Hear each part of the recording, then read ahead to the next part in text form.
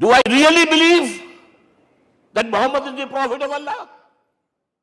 اول شروع ہو چکا اور یہ مبارک مہینہ اس میں یاد منائی جاتی ہے نبی کریم کی صلی اللہ علیہ وسلم، کیونکہ آپ کی ولادت باسعادت تھی۔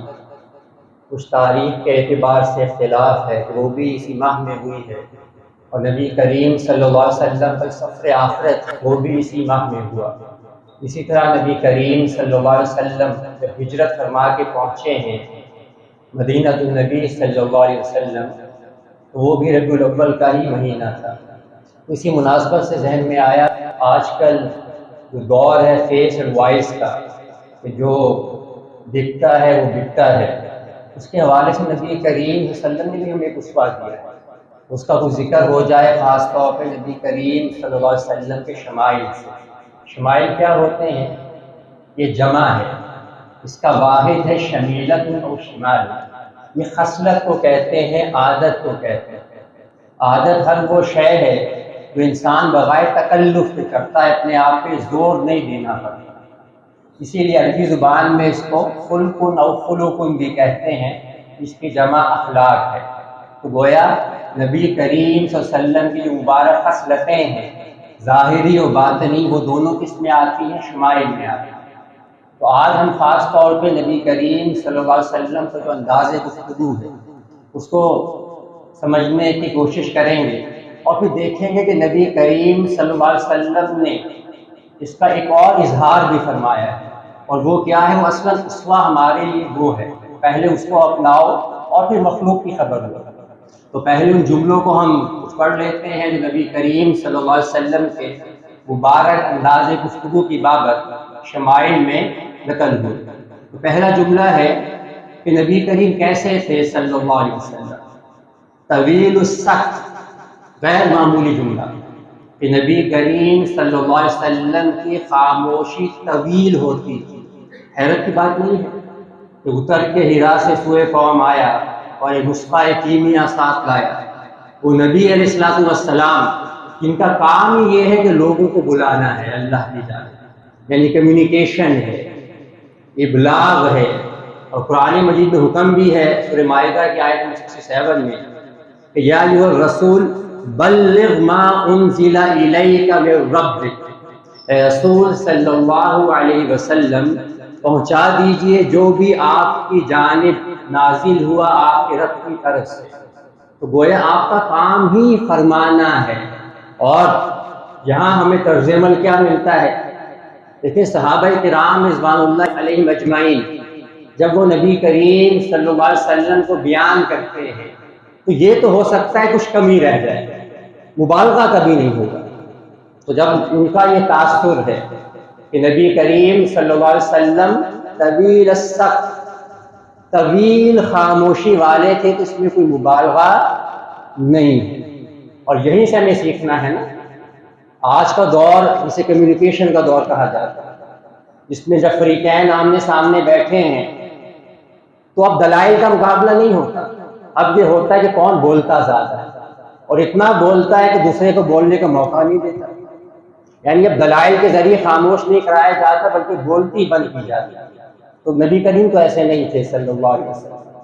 لا يتکلم فی غیر حاجہ، نبی کریم صلی اللہ علیہ وسلم کبھی بغیر حاجت کے کلام نہیں فرماتے تھے۔ کیوں؟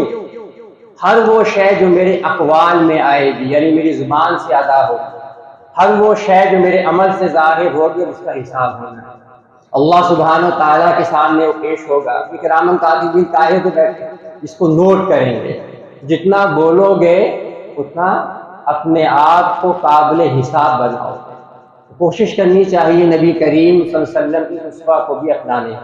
اس کے بعد جو اگلا جملہ ہے یفتتح الکلام ویختمہ باشداق، اب اس کے کئی ترجمے ہیں، تو 3 ترجمے انشاءاللہ ہم پڑھیں گے۔ پہلا ترجمہ کہ نبی کریم صلی اللہ علیہ وسلم کا جو مبارک کلام تھا، مبارک گفتگو تھی، وہ ابتدا سے انتہا تک، یعنی جملے کے آغاز سے لے کر اس کے اختتام تک بالکل کرسٹل کلیئر ہوتی، لہجہ بالکل واضح ہوتا، اور ٹھہراؤ ہوتا، تحمل ہوتا، کوئی شے سائلنٹ نہیں ہوتی تھی. اور یہ بھی نبی کریم صلی اللہ علیہ وسلم کے بارے میں آتا ہے، صحیح بخاری کی روایت ہے. سیدہ عائشہ رضی اللہ عنہا فرماتی ہیں کہ ان النبی صلی اللہ علیہ وسلم، کہ نبی کریم کیسے تھے صلی اللہ علیہ وسلم، کان یحدث حدیثا، کہ جب بھی آپ صلی اللہ علیہ وسلم گفتگو فرماتے، لو عدہ العاد الاحصى، کہ اگر سننے والا نبی کریم صلی اللہ علیہ وسلم کے مبارک الفاظ کو گننا چاہتا تو شمار کر لیتا. یہ ہے تحمل، یہ ہے ٹھہراؤ، یہ ہے کلیئرٹی، اور بالکل واضح لہجے میں گفتگو. تو پہلا ترجمہ کیا ہوا کہ نبی کریم صلی اللہ علیہ وسلم کا جو انداز گفتگو تھا وہ ابتدا سے انتہا تک پورے منہ مبارک سے ہوتا. یہ منہ سے کیا مراد ہے؟ کیونکہ ہمارے ہاں اردو میں لفظ منہ جو ہے وہ چہرے کے لیے بھی استعمال ہوتا ہے، اور یہ جو منہ کا دہانہ ہے جہاں سے ہم کلام کرتے ہیں. تو انگلش کے جو الفاظ ہیں ان سے بات زیادہ سمجھ میں آتی ہے. ایک فیس ہوتا ہے، اس کا ترجمہ ہم کیا کرتے ہیں؟ چہرہ، اور دوسرا ماؤتھ، جس کو ہم منہ بھی کہتے ہیں. یہاں جو لفظ آئے گا کہ نبی کریم صلی اللہ علیہ وسلم اپنے پورے منہ مبارک سے کلام کرتے، یعنی ایک ایک لفظ ظاہر ہوتا.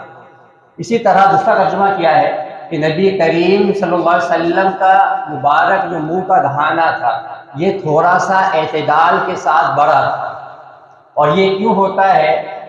جو خطباء ہوتے ہیں جن کے کلام میں روانی ہوتی ہے، ان کا یہ جو منہ کا بایا ہے، اسے امام کو بھی بایا بھی کہتے ہیں، یعنی منہ کا جو دہانہ ہے یہ عام لوگوں سے کچھ بڑا ہوتا ہے، اس وجہ سے کلام کرنے میں آسانی ہوتی ہے. تو گویا یہ بھی نبی کریم کو حاصل تھا صلی اللہ علیہ وسلم کہ یہ جو مثبت باتیں ہیں کسی شخصیت کی، وہ ساری کی ساری حاصل تھی نبی کریم کو صلی اللہ علیہ وسلم. تو یہ دوسرا ترجمہ گویا فزیکل ہو گیا. تیسرا ترجمہ کیا ہے کہ یہ جو منہ کے دہانے کے بڑے ہونے سے مراد ہے یہ فصاحت و بلاغت سے کنایا ہے، کہ وہ لوگ جن کا منہ جو ہے وہ کچھ بڑا ہوتا ہے وہ زیادہ فصیح و بلیغ ہوتے ہیں، کیونکہ انہیں کلام کرنے کا موقع زیادہ رہتا ہے اور روانی سے گفتگو کرتے ہیں. تو نبی کریم صلی اللہ علیہ وسلم آپ فصاحت و بلاغت سے گفتگو کرتے تھے، اس کو بھی انشاءاللہ بھی ہم سمجھیں گے. اگلا جملہ کیا ہے؟ کلامہ فصل، اس سے پہلے جملہ رہ گیا وَيَتَكَلَّمُ بِجَوَامِعِ الْكَلِمِ، نبی کریم صلی اللہ علیہ وسلم جامع کلمات کے ساتھ خطاب فرمایا کرتے تھے. صحیح بخاری کی روایت ہے، آپ نے فرمایا بُعِثْتُ بِجَوَامِعِ الْكَلِمِ، مجھے تو بھیجا گیا جامع کلمات دے کر، یعنی الفاظ کم ہیں، گفتگو مختصر ہے، لیکن ان کے اندر معانی و معارف کا ایک خزانہ مدفون، اور ایسا کہ قیامت تک لوگ غور و فکر کرتے رہیں گے. اور نبی کریم صلی اللہ علیہ وسلم کے مبارک کلام سے حکمت کے موتی برآمد ہوتے رہیں گے، ہوتے رہیں گے، ہوتے رہیں گے. تو اگلی بات کیا آ گئی کہ فصاحت و بلاغت سے نبی کریم صلی اللہ علیہ وسلم کلام کرتے تھے. اس فصاحت اور بلاغت کیا ہوتی ہے تو انشاءاللہ گفتگو کا جو آخری حصہ ہے اس میں ہم سمجھیں گے. چوتھا جملہ جو نبی کریم صلی اللہ علیہ وسلم کی مبارک گفتگو کی بابت کلامہ فصل، کہ نبی کریم صلی اللہ علیہ وسلم کا جو مبارک کلام تھا وہ فیصلہ کن تھا، دو ٹوک تھا، آسانی سے سمجھ میں آنے والا تھا. اور یہ قرآن مجید کی بھی خاصیت ہے نا. سورۃ الطارق میں اللہ تعالیٰ کیا فرماتے ہیں؟ اِنَّهُ لَقَوْلٌ فَصْلٌ وَمَا هُوَ بِالْهَزْلِ، یہ قرآن مجید فیصلہ کن کلام ہے، یہ کوئی ہنسی مذاق ٹھٹا کی بات نہیں ہے. یہ بات کیوں سمجھنا ضروری ہے؟ کیونکہ آج کل کچھ لوگ ایسے وجود میں آ گئے ہیں جنہیں لیڈرشپ بھی ملی ہوتی ہے. اب کیا ہوتا ہے، وہ کچھ بیان دیتے ہیں، کچھ تقریریں کرتے ہیں، اور تقریریں کس طرح کرتے ہیں؟ لچھے دار، گھما پھرا کے ذو معنی گفتگو، یعنی کسی معنی کا برآمد کرنا مشکل معلوم ہوتا ہے. اچھا کوئی معنی بامشکل برآمد کر بھی لے، اب ان کے پاس جاتا ہے کہ آپ نے یہ بات کیوں کہی، یہ بات کہنا بنتا تو نہیں تھی. اب وہ کیا کہے گا؟ آپ نے تو میری بات کو سیاق و سباق سے کاٹ کر ترور مرور کر اپنی مرضی کے معنی پہنا کر پیش کر دیے، میرا کہنے کا مطلب تو یہ تھا، اگر یہ تھا تو اس کا بھی یہ مطلب ہوتا ہے. نہیں، آپ تو میری بات سمجھیں. اب ایک اور مطلب بیان کریں کہ بھائی آپ بیان دے رہے ہیں کہ پہیلیاں بجوا رہے ہیں. کلام چیزتا نہیں ہونا چاہیے نا، کلام واضح ہونا چاہیے. اسی کو بلاغت کہتے ہیں اصلاً. انسان کا جو کلام ہے وہ آسانی کے ساتھ سامع سمجھ لے. ہم نے یہ باتیں پڑھی ہیں بھی نبی کریم کی صلی اللہ علیہ وسلم انداز گفتگو کی بات. اب ذرا ہم اپنی گفتگو کو اپنے دوسرے پوائنٹ پہ لے کے جاتے ہیں جس سے پھر ہم اپنے لیے ہدایت نامہ حاصل کریں.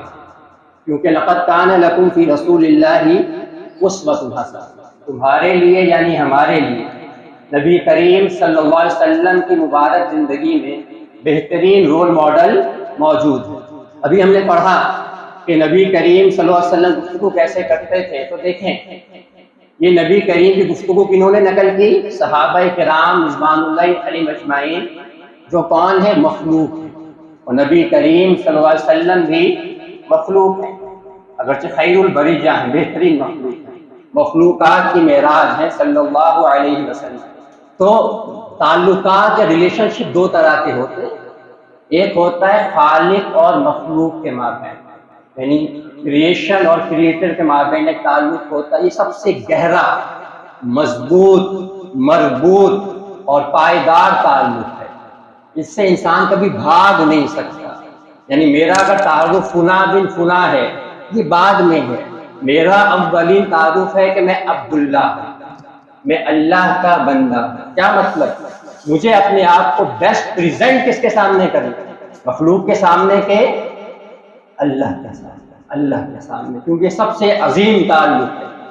اس کے مقابلے میں دوسرا تعلق ہے وہ مخلوقات کے مابین ہے، یعنی مخلوق اور مخلوق کے مابین. اب یہ کون سا تعلق ہے؟ اس میں سب سے گہرا تعلق النبی اولا بالمؤمنین من انفسہم. نبی صلی اللہ علیہ وسلم اہل ایمان پر ان کی جانوں سے بڑھ کے حق رکھتے ہیں.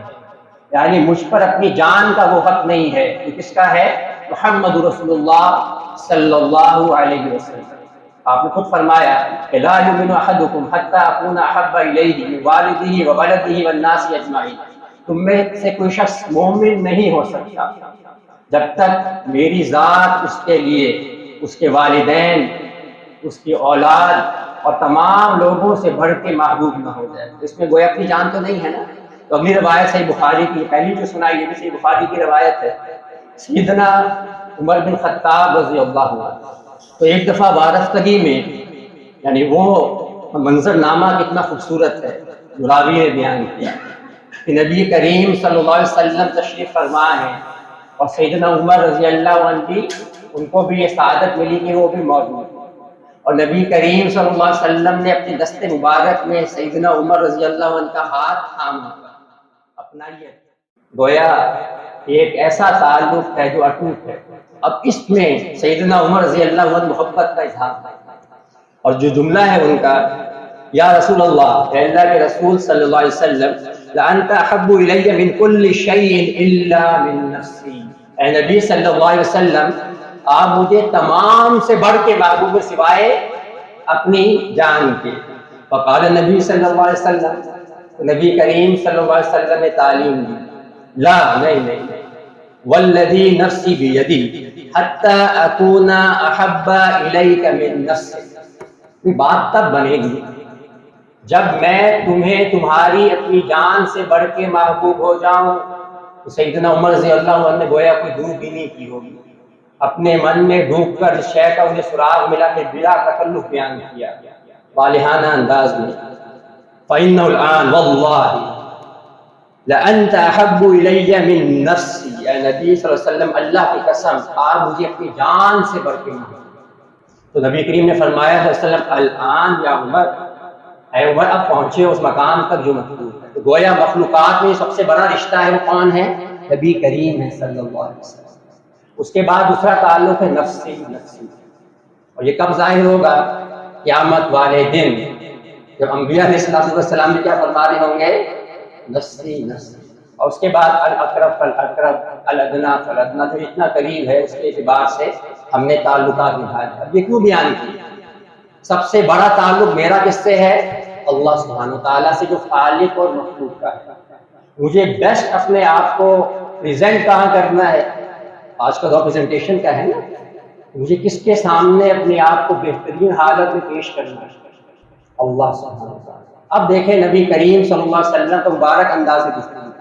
تو ابھی ہم نے پڑھا تھا کہ آپ تحمل سے ٹھہر ٹھہر کر گفتگو فرمایا کرتے تھے، یہاں تک کہ سننے والے کے لیے آپ کے مبارک الفاظ گننا بھی ممکن ہوتا صلی اللہ علیہ وسلم۔ تو اب دیکھیں نبی کریم صلی اللہ علیہ وسلم جب اپنے خالق کی طرف متوجہ ہوئے ہیں، اس کا جو اولین طریقہ ہے وہ کیا ہے؟ قرآن مجید کی تلاوت اور نماز۔ نماز کے حوالے سے نبی کریم نے خود فرمایا صلی اللہ علیہ وسلم سے، بخاری کی روایت ہے، ان احدکم اذا قام فی صلاۃ، تم میں سے جو کوئی جب بھی نماز میں قائم ہوتا ہے فإنہ یناجی ربہ، وہ اپنے رب سے مناجات کرتا ہے، سرگوشیاں کرتا ہے۔ اور نماز کا ایک میجر حصہ کیا ہے؟ قرآن مجید ہے، کہ گویا اللہ سبحانہ و تعالیٰ کا کلام ہم اسی کو سناتے ہیں اپنی زبان سے۔ اب دیکھیں نبی کریم صلی اللہ علیہ وسلم کی تلاوت کے حوالے سے مسند احمد کی روایت ہے، یہ بھی صحیح ہے اپنی سند کے اعتبار سے، سیدہ ام سلمہ رضی اللہ عنہا امہات المؤمنین رضی اللہ عنہا میں سے، یعنی گویا گھر کی گواہی کہ قرات رسول اللہ صلی اللہ علیہ وسلم، کہ نبی کریم صلی اللہ علیہ وسلم کی مبارک قرات کیسی تھی۔ فرمایا کہ فوصف بسم اللہ الرحمن الرحیم حرفا حرفا، کہ نبی کریم صلی اللہ علیہ وسلم نے قرات فرماتے تو کیسی ہوتی؟ حرفا حرفا، ایک ایک حرف، ایک ایک لفظ جدا جدا۔ ایسا نہیں ہے کہ مخلوق کے سامنے اور ہیں اور خالق کے سامنے اور نہیں، اپنے آپ کو بہترین فارم میں کس کے سامنے پیش کر رہے ہیں؟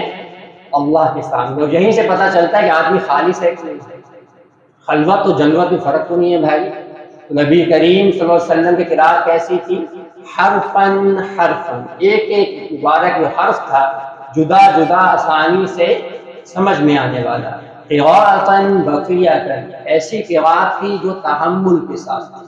قرآن مجید میں بھی آپ کو حکم دیا تھا نا، اللہ سبحانہ تعالیٰ نے وَرَتِّلِ الْقُرْآنَ تَرْتِیلًا، اے نبی صلی اللہ علیہ وسلم تلاوت کیجئے قرآن مجید کی سہج سہج کر، ٹھہر ٹھہر۔ یہ تو ہو گیا ایک آیت کی بات۔ اب دو آیتوں کے مابین اس انداز میں تلاوت ہے۔ یہ روایت سنن نبی داؤد کی ہے، اس کی راویہ بھی کون ہے؟ سیدہ ام سلمہ رضی اللہ عنہ۔ وہ پھر نبی کریم صلی اللہ علیہ وسلم کی مبارک قرات بیان کرتی ہیں کہ وہ کیسی تھی۔ جب آیتیں پڑھتی ہیں بسم اللہ الرحمن الرحیم، یعنی آخری جو حصہ ہوتا تھا کچھ کھینچ کے ادا کرتے تھے نبی کریم صلی اللہ علیہ وسلم، جہاں مدات ہوتی ہے الحمدللہ رب العالمین الرحمن الرحیم مالک یوم الدین، یقطع قراءتہ آیتاً آیتاً۔ پہلے کیا تھا؟ حرفاً حرفاً، ایک ایک حرف جدا جدا کلیئرٹی کے ساتھ ادائیگی ہوتی ہے، اور ساتھ دونوں آیتیں ان کو آپس میں ملانا نہیں ہے، ہوتا ہوگا اشاعت اللہ دے ہے۔ اکثر و بیشتر نبی کریم صلی اللہ علیہ وسلم کی مبارک قرات کیا ہے؟ آیت آیت سے جدا ہے۔ وہی تحمل جو آپ صلی اللہ علیہ وسلم کی مبارک گفتگو میں ہے، وہی تھا کس کے لیے؟ اللہ سبحانہ وتعالی کے لیے۔ تو ہمیں بھی سوچنا چاہیے، ہو سکتا ہے ہم آپس میں جب گفتگو کرتے ہوں تو بہت ہی جو کمیونیکیشن سکلز ہیں ان کا خاص اہتمام ہو، اور نماز کے اندر ایک ریل گاڑی ہے، ایکسپریس ٹرین ہے جس کو چلا دیا گیا، اور تلاوت بعض اوقات یہاں کا نصاب پورا کرنا ہے، سپارہ پڑھنا ہے، 2 سپارے پڑھنے تو اتنی رفتار سے پڑھنا نہیں۔ نبی کریم صلی اللہ علیہ وسلم کا مبارک طریقہ تھا وہ تو نہیں تھا نا، اسی کو اختیار کریں گے انشاءاللہ ثواب بھی زیادہ ہوگا۔ اسی طرح دوسری شے اللہ سبحانہ و تعالیٰ سے تعلق، وہ ہے ذکر اللہ، اللہ سبحانہ و تعالیٰ کا ذکر کرنا۔ کبھی ہم جاتے ہیں بازار میں اور دیکھتے ہیں کچھ لوگ ہیں، کوئی ریڑھی پہ بیٹھا ہے اپنا مال بیچتا ہے، بعض اوقات اٹھ کر وہ کچھ آوازہ بھی لگاتا ہے، اور پھر جب وہ کلام کرتا ہے کیا ہوتا ہے؟ اتنی تیزی سے گفتگو ہوتی ہے کہ کوئی شے عام طور پہ پلے نہیں کرتی۔ تو کیا ذکر اللہ اس طرح ہونا چاہیے؟ ہاں، کسی کو اللہ سبحانہ و تعالیٰ نے روانی کلام دیا ہے، وہ آسانی سے گفتگو کر سکتا ہے، تجوید کا اہتمام بھی رہتا ہے اور ذہن بھی حاضر رہتا ہے، تو پھر ٹھیک ہے، رفتار تیز بھی ہو جائے تو حرج کی بات نہیں، لیکن کوشش کریں نا کہ جس طرح ہم اپنے آپ کو بنا سنوار کر سجا کر مخلوق کے سامنے پیش کرتے ہیں، اس سے زیادہ اللہ سبحانہ و تعالیٰ کے سامنے ہم نے اپنے آپ کو پیش کرنا ہے۔ اور پھر اگلی بات وہ ہے دعا و مناجات۔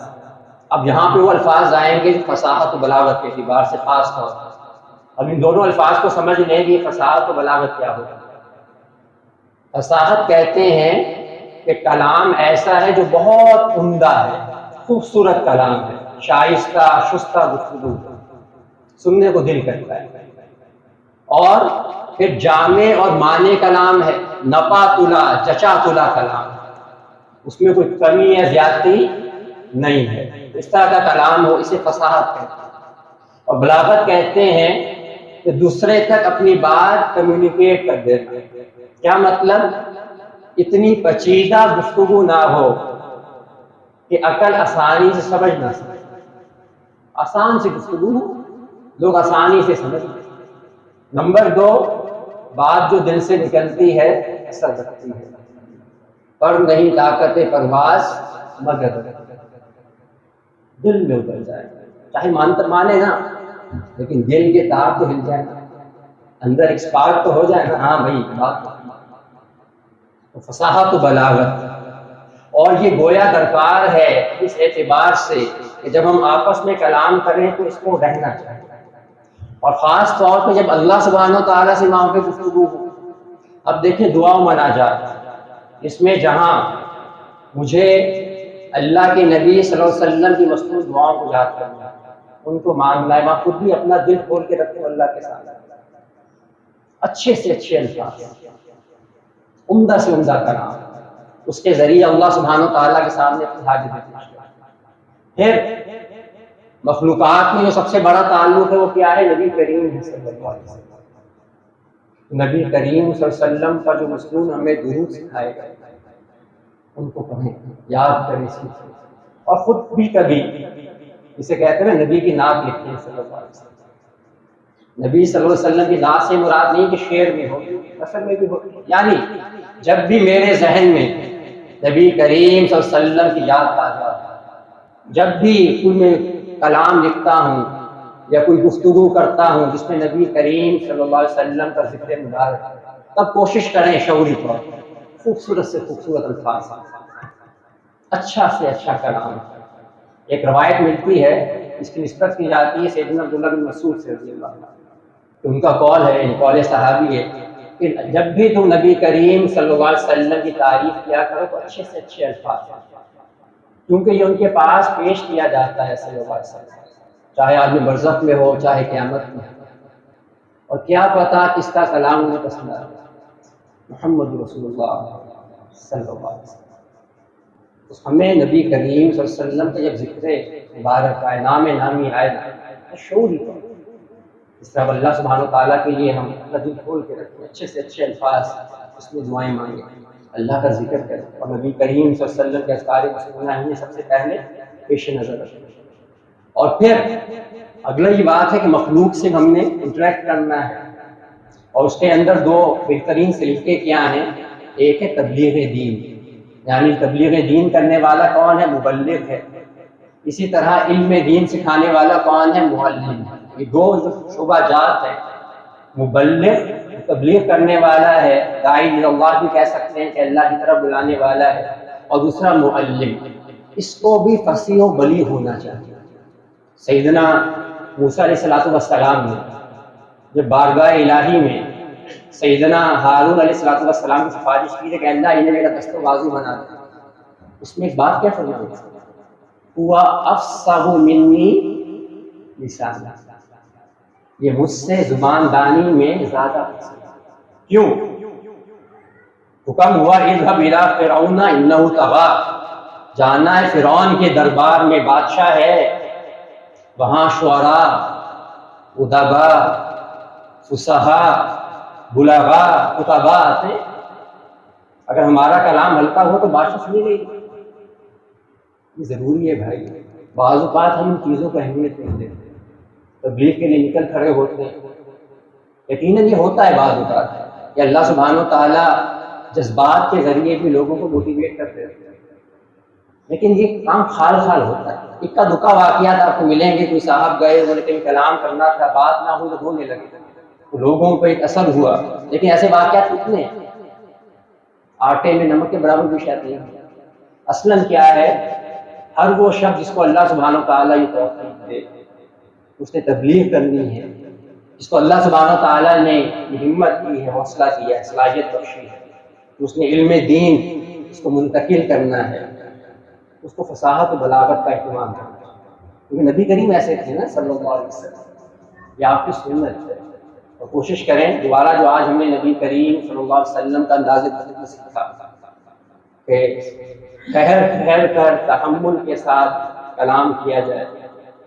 اور اس کا سب سے پہلا جو ہمارا مظہر ہونا چاہیے ذات کا, وہ کس کے سامنے ہے؟ اللہ سبحانہ و تعالیٰ. نماز میں, تلاوت میں, ذکر اللہ میں, دعا میں, مناجات. اور پھر خاص طور پہ اگر اللہ سبحانہ و تعالیٰ ہمیں توفیق دے تو اس میں ہمیں فصاحت و بلاغت تبلیغ کے میدان میں بھی اور دین کے میدان میں بھی اللہ تعالیٰ عطا فرمائے. آمین یا رب العالمین. وصلی اللہ علیہ وسلم. رب جعلني مقيم الصلاة ومن